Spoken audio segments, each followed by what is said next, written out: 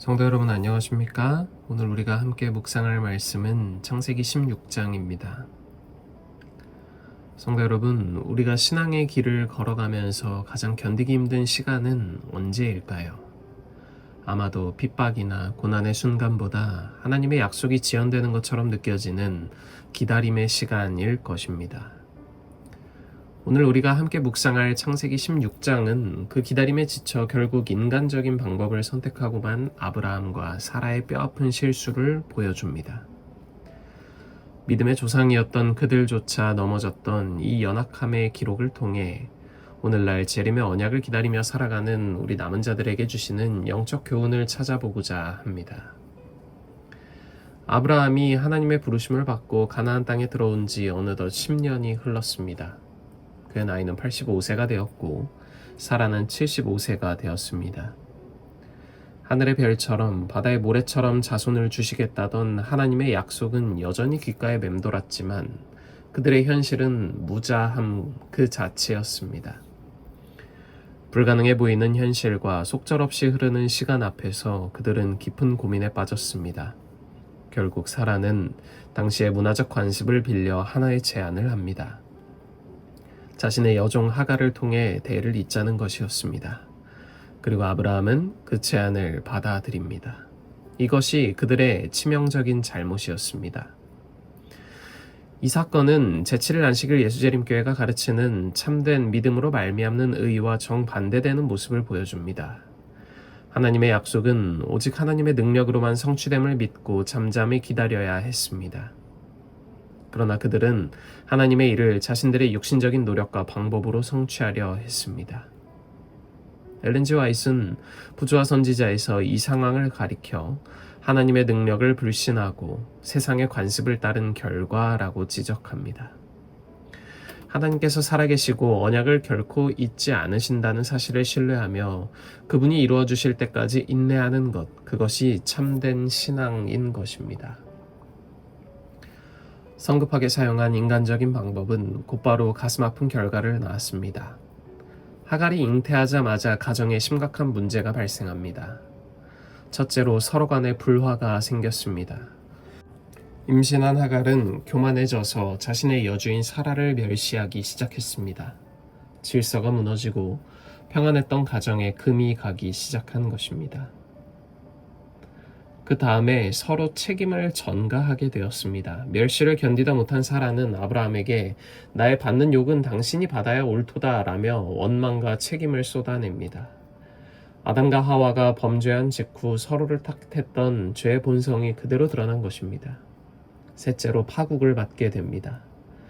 아브라함은 영적 가장으로서의 리더십을 발휘하지 못한 채 당신의 여종이니 당신의 눈에 좋을 대로 행하라며 방관해버립니다. 결국 사라의 학대를 견디지 못한 하갈은 임신한 몸으로 광야로 도망치는 비극적인 파국을 맞이합니다. 인간적인 방법으로 태어난 이스마엘은 아브라함의 가정에 두고두고 큰 고통의 씨앗이 되었습니다. 그는 약속의 아들이 아니었으며 안타깝게도 이스라엘과 아랍 사이의 유혈 분쟁이라는 역사적 비극이 오늘날까지 이어지고 있습니다.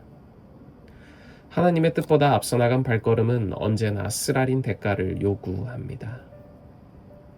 그러나 오늘 본문의 참된 은혜는 실패한 인간을 찾아오시는 하나님의 모습에 있습니다. 광야 샘물 곁에서 방황하던 하갈에게 여호와의 사자가 찾아오십니다.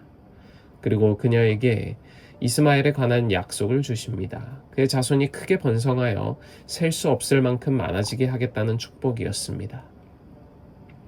약속의 자녀가 아닌 이스마엘과 아브라함 부부의 불신앙으로 인해 희생양이 된 하갈에게 하나님은 왜 이토록 관대하셨을까요? 여기서 우리는 하나님의 놀라운 품성을 발견합니다. 하나님은 우리의 실수와 연약함까지도 불쌍히 여기시는 긍휼의 하나님이십니다. 이스마엘이라는 이름의 뜻은 하나님께서 들으셨다입니다. 하나님은 광야에서 흘리는 여종의 고통스러운 눈물과 신음소리를 외면하지 않으셨습니다.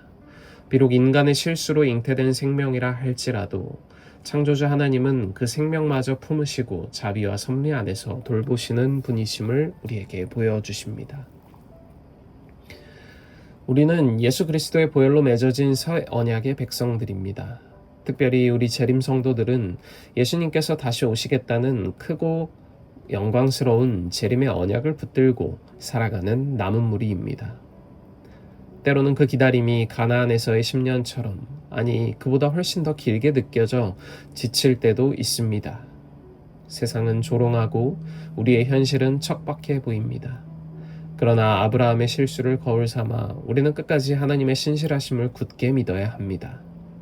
교회의 일이나 가정의 문제, 심지어 우리의 구원과 성화의 과정에 있어서도 하나님의 때를 기다리지 못하고 나의 방식과 인간적인 편법을 동원한 적은 없습니까?